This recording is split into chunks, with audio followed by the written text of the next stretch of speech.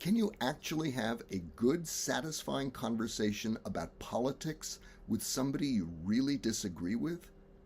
Hi, I'm Professor Seth Freeman, and in this brief talk, I want to share with you a simple tool that can actually help you do that. It's something that's helped many of my students do exactly that. They've gone out to all sorts of different countries and had conversations with people about all kinds of volatile political issues and come back and said, oh my gosh, not only did I have a really good conversation, but the other one, the one I was talking with, said this was really good, let's do it again, I so enjoyed this. How does that happen? Well, here what I want to share with you are 3 words that are really the key to the whole thing. Paraphrase, praise, probe. And briefly, what that means is that you want to do 3 things in the conversation. First, you want to say back or paraphrase what the other one is saying so well that the other one says exactly or something like that. Then you want to praise something they've said. You want to praise something they've said that you can truthfully appreciate, validate, learn from, say something positive about. And third, you want to signal you're shifting the conversation now, and what you want to do is now probe, meaning ask questions with a tone of curiosity. And you just repeat this process, paraphrase, praise, probe, and at some point you can start to talk about your own views on the issue after you've done this, because what this does is it builds tremendous goodwill. It allows you to tap the heart, not just the mind. And let me show you how this might work. So imagine that I'm talking with an uncle, Steve, at a holiday dinner, and off to the side he says, listen, I don't believe the earth is round. I believe the earth is flat. And he continues, he says, look, we don't experience the earth moving or revolving as it's supposedly going 1,000 miles an hour around and around. And yet when we're on a carousel, we experience the motion, even though it's going 5 miles an hour. How do we reconcile that?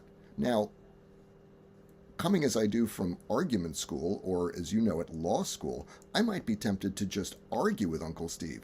But what if instead I use paraphrase, praise, probe? What I might do, since it's much less likely to work to just argue with him, what I might instead do is this. I might say, okay, so Uncle Steve, if I understand you correctly, you're saying that you can't simply accept the round earth theory.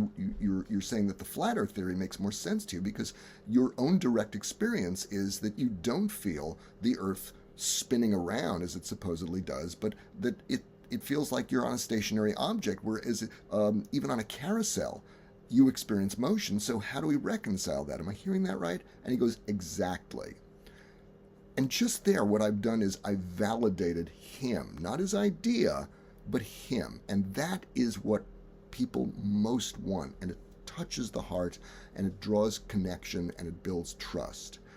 And then I can go further and I can say, well, Uncle Steve, let me praise you, because what I hear you doing is what any good scientist does, saying I'm not going to rely on mere authority, but I'm going to actually look and listen and see what I'm experiencing and see if I can make sense of the world. And that's in the spirit of science. I really honor that. I really do. And let me stop there. That too is truthful. I'm actually seeing something that Uncle Steve is doing.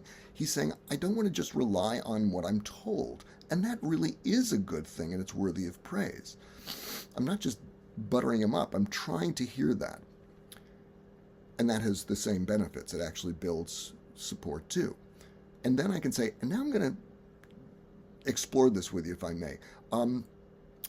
I've heard that you're saying that you want to only accept direct evidence, but I've heard that astronauts and others who have gone into space, who've taken photos, who have actually traveled from one point on the Earth to another by plane in ways that a flat Earth wouldn't permit, they've all seen the Earth's curvature and they've all experienced these things firsthand. And it sounds like you're ruling out that kind of evidence. What am I missing here? And here I'm actually exploring with him, not in an argumentative way, but I'm actually raising a question. And that allows us to engage in a way that makes it go, huh. And we're we're talking. And at some point, I might share my own view. Uncle Steve, with respect, I must say that given that there really does seem to be overwhelming evidence in all kinds of forms, direct and inferred, even very intuitive stuff, I have to admit, my own sense is that the Earth is round. What do you make of this? And we can talk further about it. But I've only shared my view after I've spent some real time paraphrasing, praising, probing.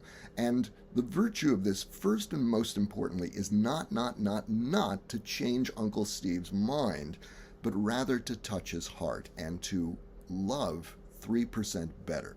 And it's a happy byproduct that when we do these things, by the way, it may very well be one of the best ways to maybe change somebody's mind, but that's just icing on the cake.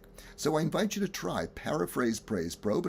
And for a free 25-minute training video on negotiating creatively and breaking deadlocks, it's from my top-rated course, click the link below to start mastering complex negotiation today. I'm Professor Seth Freeman. Go make me proud.